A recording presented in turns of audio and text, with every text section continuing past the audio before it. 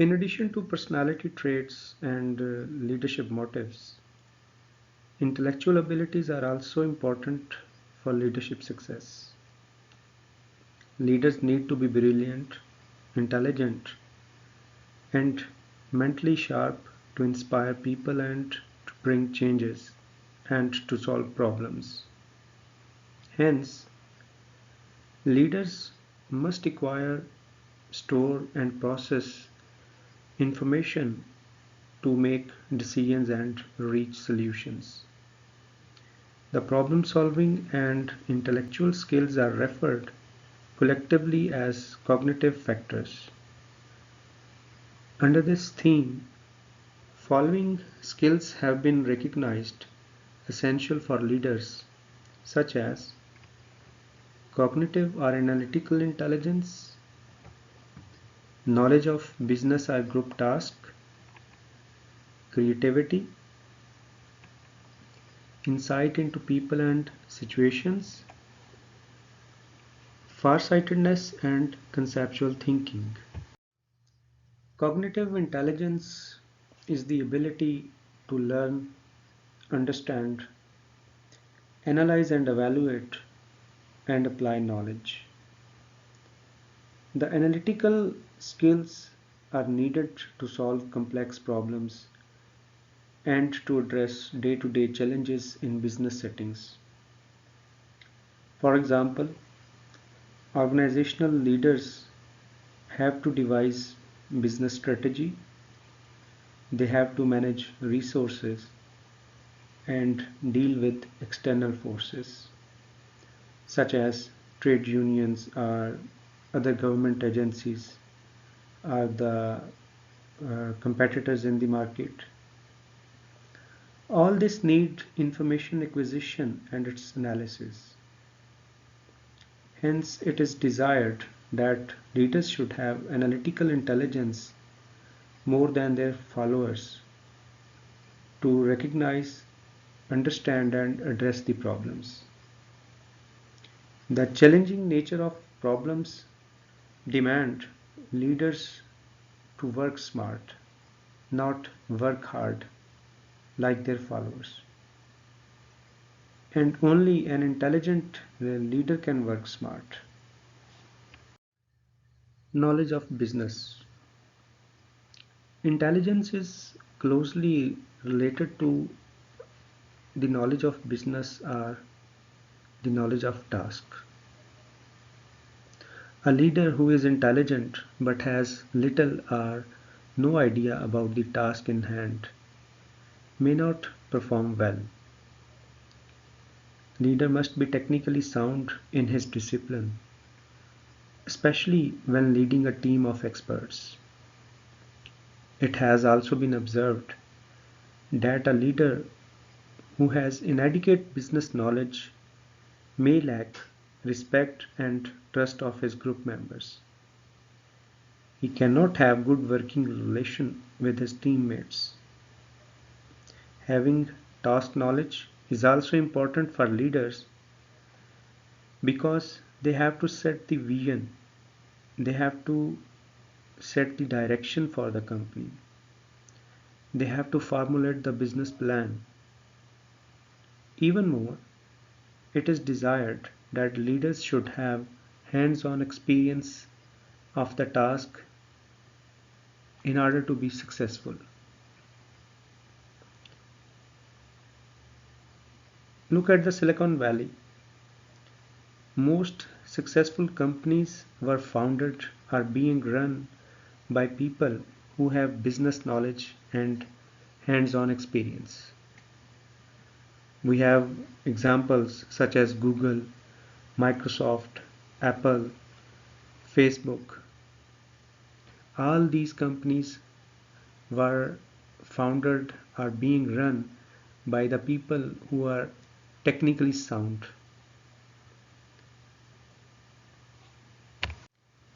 How one can gain the knowledge of business? In order to remain up to date and to have the knowledge of business, leader must read a lot. read relevant books, relevant magazines, journals, periodicals. He must meet people from his field. He should have discussions with his colleagues and staff. He should attend seminars, workshops, or trade shows.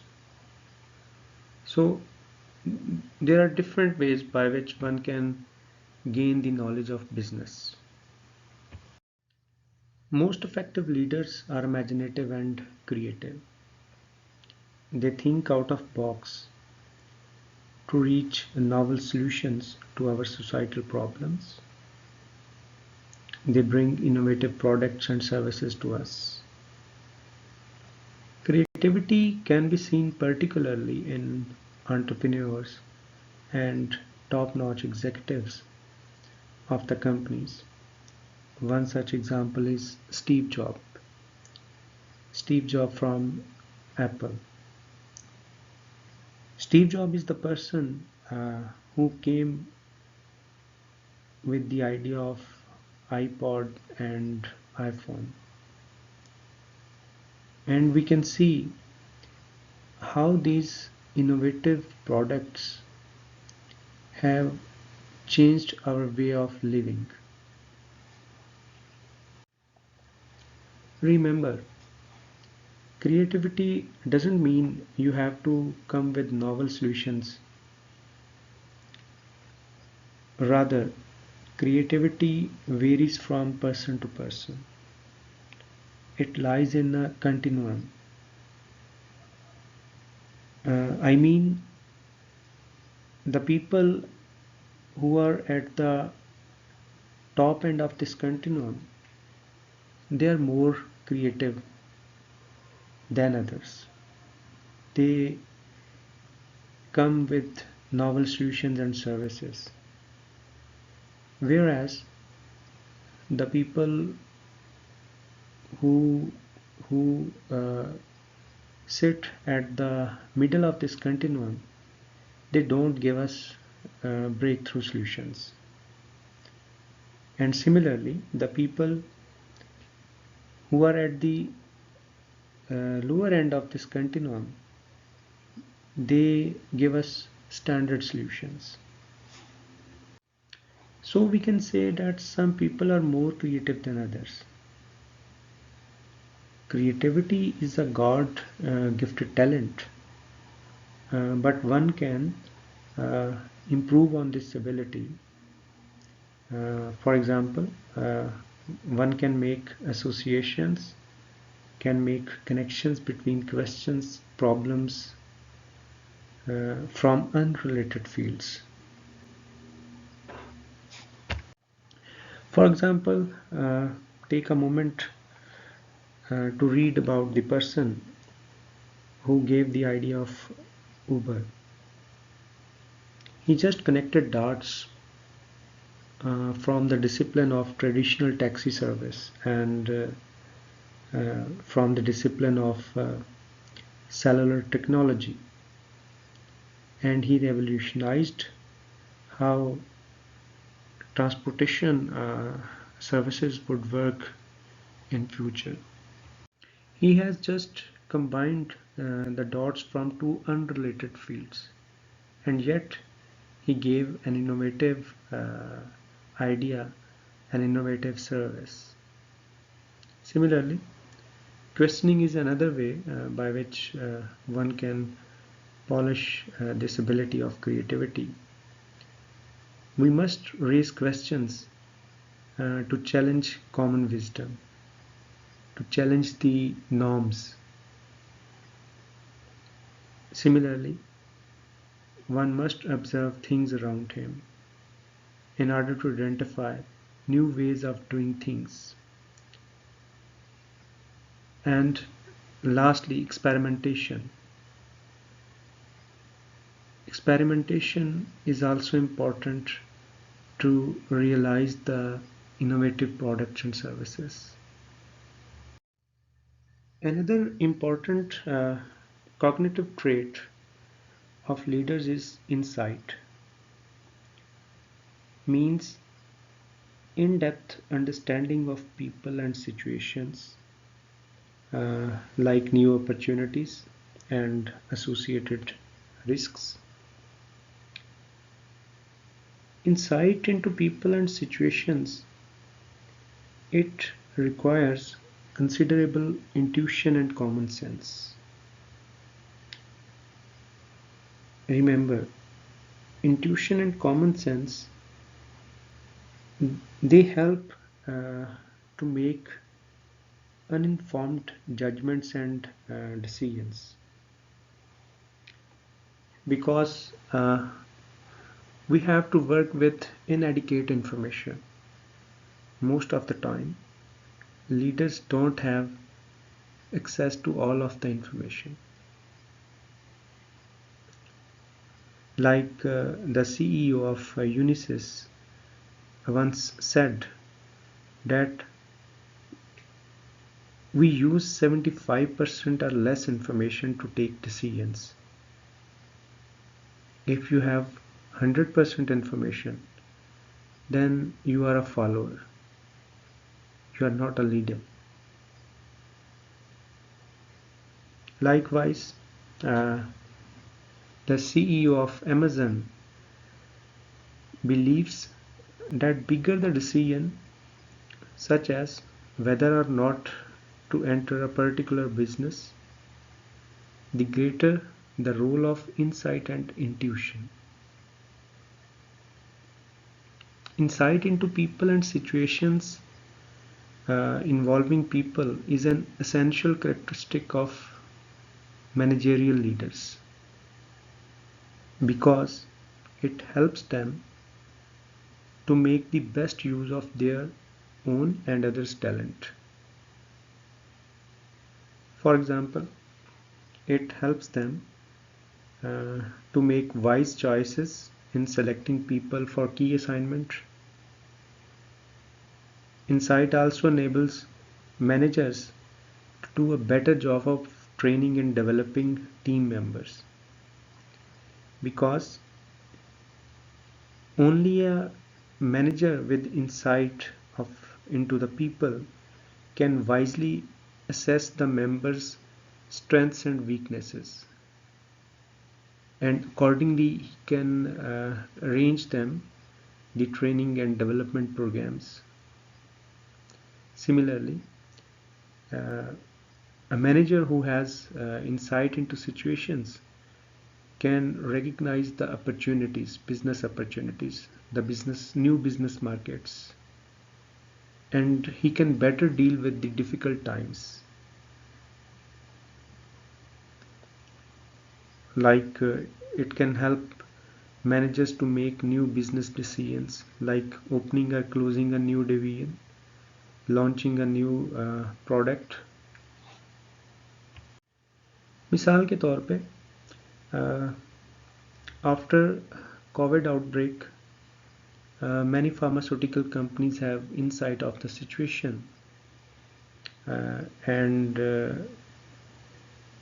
they have the common sense that how this outbreak is going to affect our daily life, and likewise they can launch new products.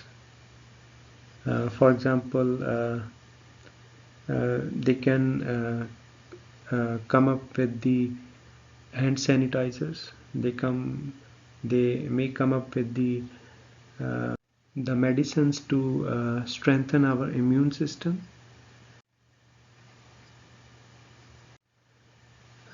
So another question is how one can trust his intuition and common sense, or how we can sharpen our intuition, our common sense. Feedback has been recognized as an instrument to evaluate one's insight. For example, a manager may use feedback uh, to determine whether his decision of hiring a new person for the job uh, is good or not. After a few weeks of this new appointment, he can assess the person's performance to determine the validity of his decision. Moreover, one's experience can also help to make better decisions and better judgments. To develop vision and corporate strategy, a leader needs farsightedness. Farsightedness is the ability to understand the long range implications of actions and policies. For example, only a far-sighted leader may recognize that use of technology could help improving the business process, and he may incorporate technology into the business process. Farsightedness is related with conceptual thinking. It is linked with conceptual thinking. Without conceptual thinking, one cannot be farsighted.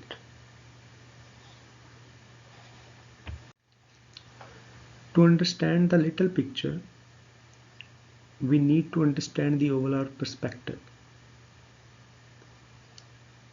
Leaders connect the dots. They think in abstract. Suppose a leader loves urbanization. He thinks that urbanization may help to boost the economy of the country as well as to improve the standard of living for people. However, only a far-sighted leader can understand the long-range implications of urbanization. He may think of he would think of the effect of urbanization on the social life of people. It can weaken the fabric of our community. He can also understand that for urbanization, we may have to cut down the trees. We may have to face the challenges of pollution. So, a leader sees the overall picture. He sees the overall perspective. He can understand that how his decisions are going to affect the little picture. Apart from the personality traits, leadership motives, and cognitive factors, trait theory also takes into account physical factors such as energy, education, and social background.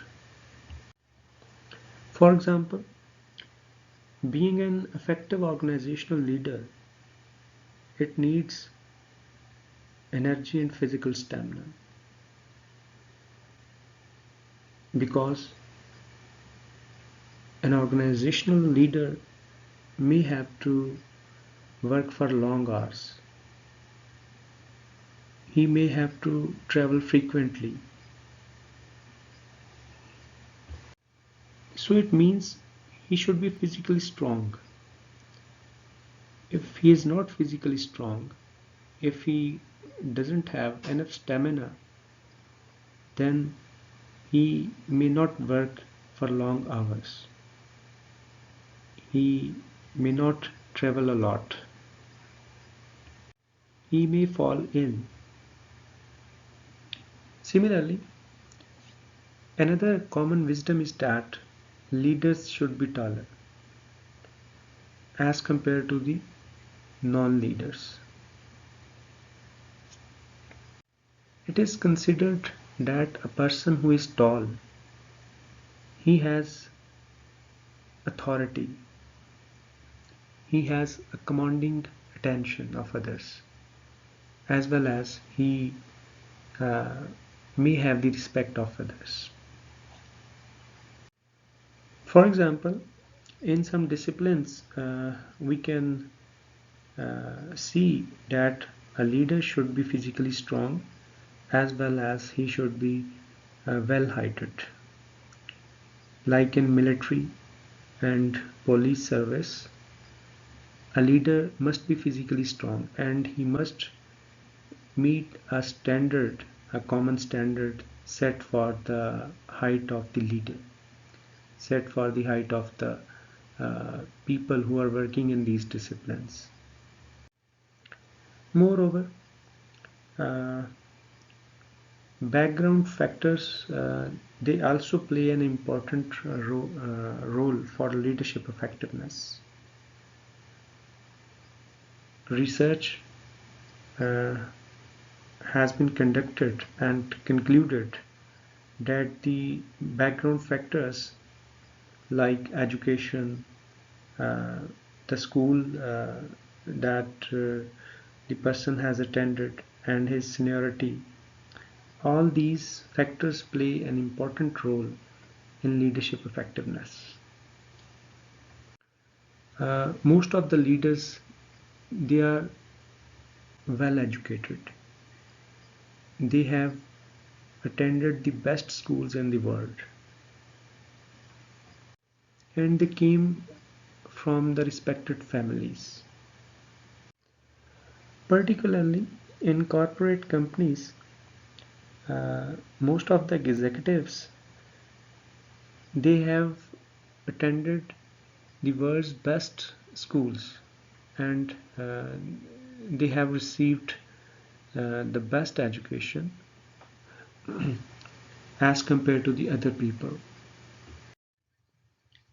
Does heredity or environment contribute more to the leader's success or and leadership effectiveness? Are leaders born or made? Do you have to possess the right stuff to be a leader? Or you can learn leadership traits and abilities or behaviors? So these are the common questions that we face in our daily life.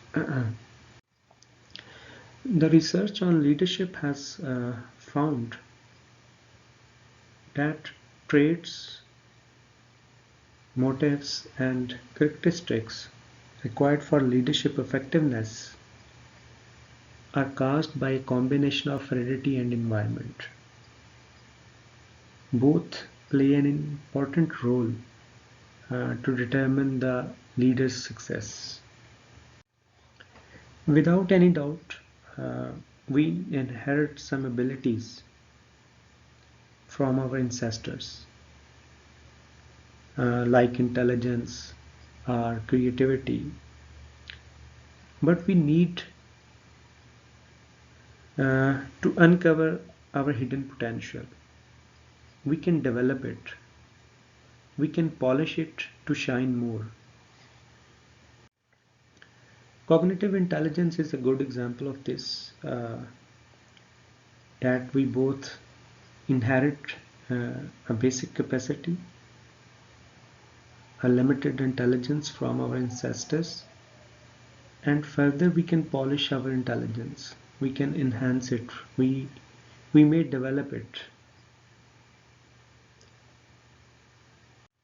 We need to develop it so we could behave brightly enough if we are chosen for a leadership position.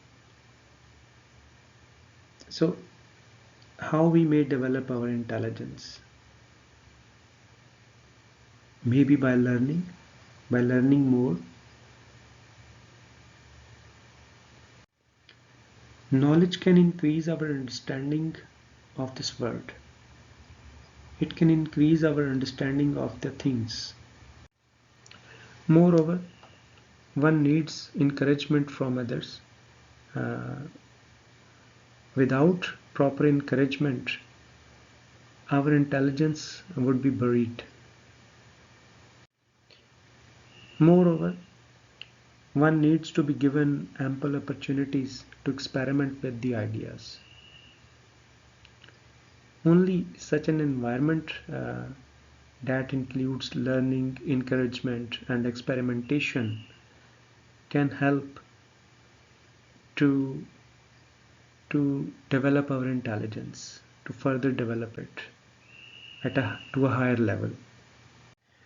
The same can be said about creativity and innovation. The creativity and innovation, it is caused both by nature and environment. As I said earlier, that to improve on our creativity, one has to associate things. He has to uh, make connections between unrelated problems or ideas. He has to observe the things. He has to meet with new people. He should experiment with the things. So not only genetics play an important role to determine our uh, ability of being creative and innovative, environment also plays an important role to develop it. The same can be said about the emotional intelligence, that we inherit uh, emotional intelligence from our parents, such as we inherit anger, happiness, and openness to the ideas or others. We inherit these traits from our parents. However, it has been observed that with age, people learn to improve on their emotional stability. With the passage of time, they improve on their tolerance level. They become more agreeable to others. They they become more extrovert. So training and development, they can enhance one's emotional stability.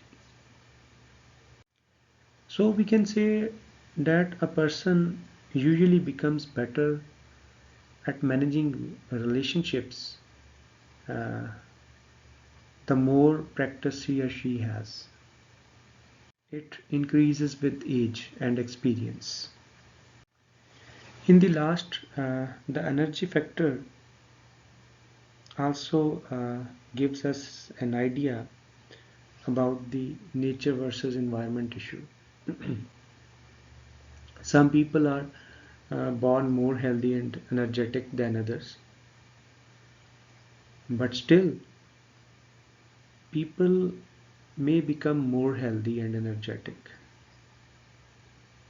For example, by eating healthy food and developing healthy habits like exercise and getting up early in the morning, uh, a person can become more healthy and energetic.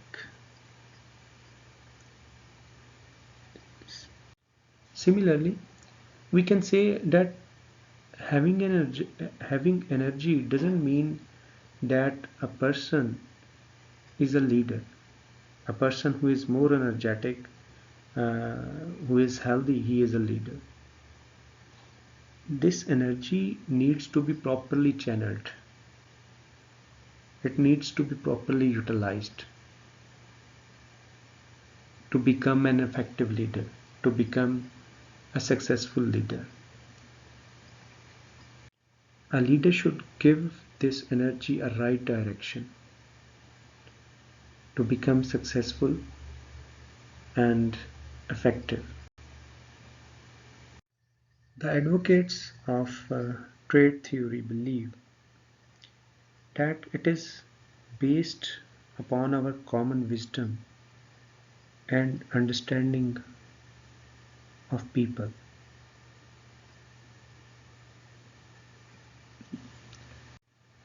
The trade theory is based upon the very fundamental idea of understanding people.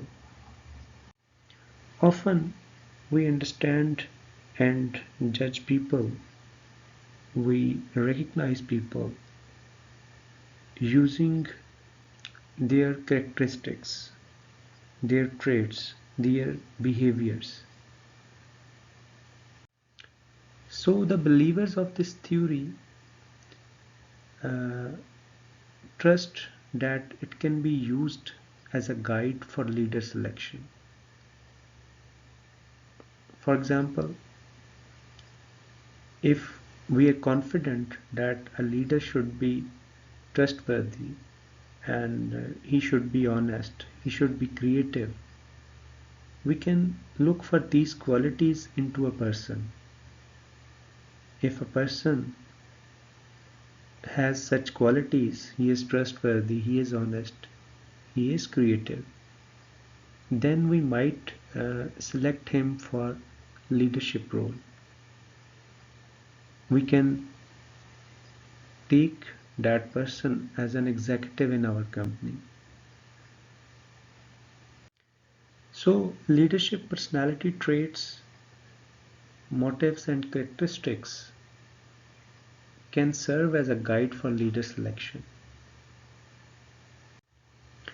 Another strength of the trait theory is that it can help people to get prepared for leadership roles and responsibilities. For example, if a person wants to be a leader, he can learn from the trait theory that which personality traits he should learn and he should develop before taking this responsibility. If his chosen profession or role demands for confidence, emotional stability, and intelligence, he may learn these qualities from the trait theory. He can get himself prepared for that particular role by learning these desired human traits. The opponents of the trait theory argue that list of traits can be very long. There is no certain set of traits that we should look into, uh, that we should look for into the leaders.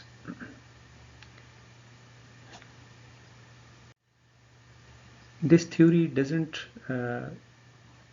state that which traits are needed for leadership role and in what amount these traits should be there in a person. For example, there are such leadership roles which doesn't demand creativity. A person doesn't need to be need to be creative for that particular leadership role. Similarly, there are some leadership roles which uh, doesn't demand energy and stamina to become a leader.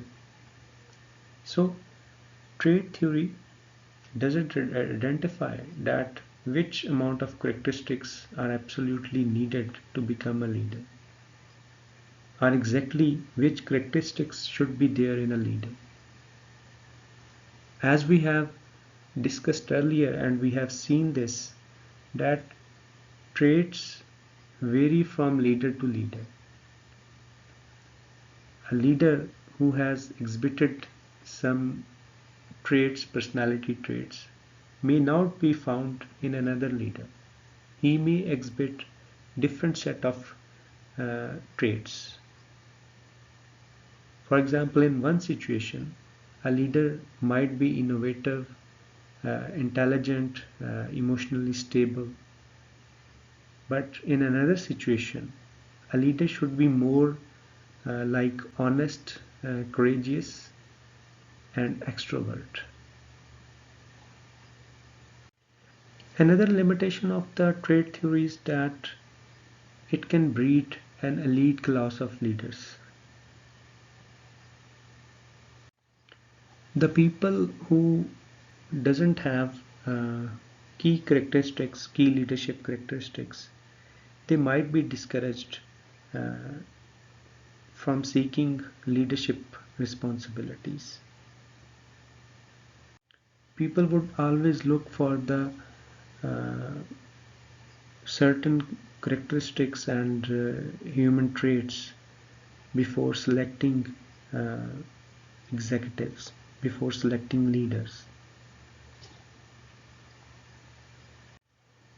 For example, if our conception is that leaders have certain background and they have world-class education from prestigious institutes of the world, then we will always select leaders. We will always select people for the leadership positions who have received their education from the world-class institutes. So the people who don't have education from the prestigious institutes or the world-class institutes, they might be discouraged to take leadership positions.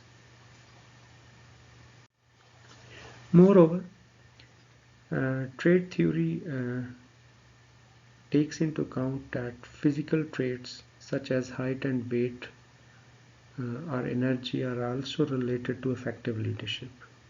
However, it has been observed that most of these traits like height and weight or energy, they relate to situational factors.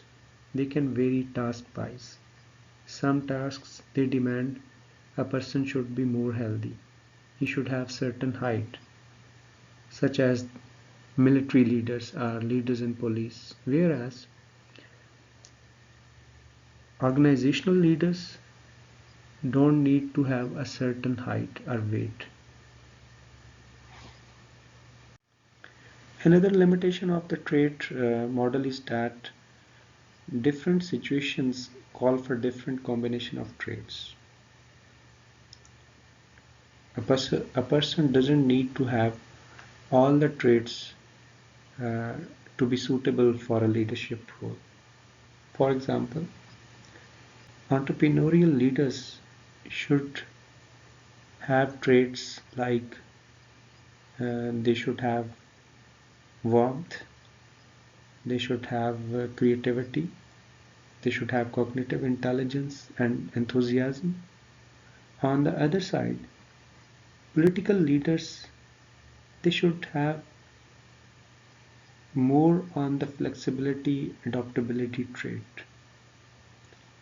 They should have more on the uh, they should have more strong stance on the leadership motives.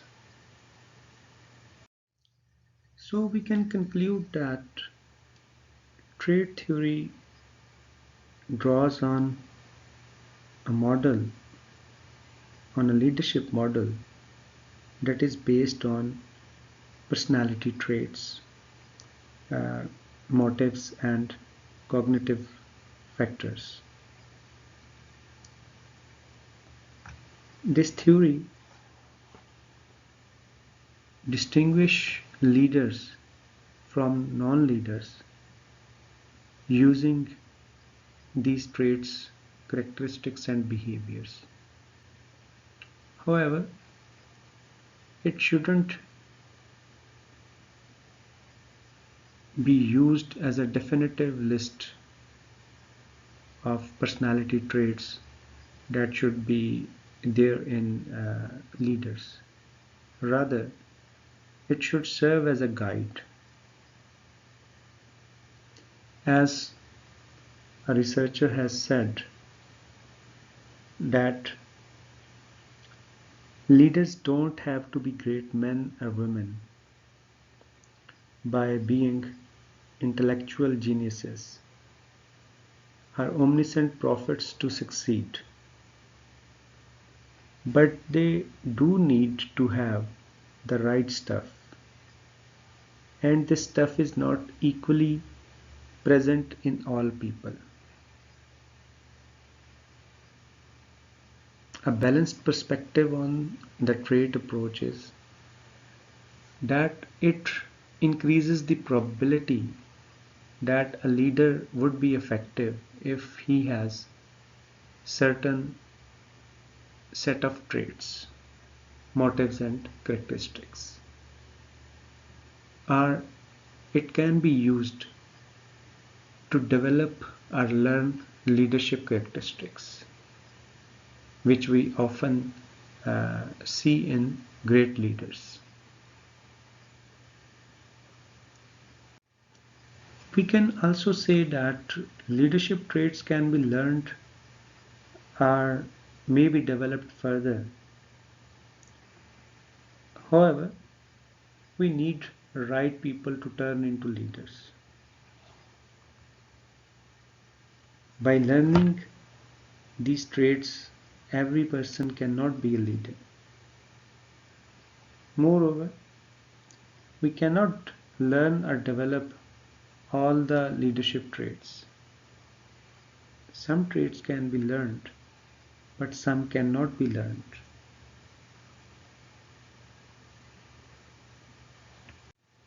As a consultant at MIT has said, that you have to have the right people to develop into leaders. You cannot teach passion for the work to someone who can't wait to go home. Leadership is a combination of both nature and nurture. We should believe in this.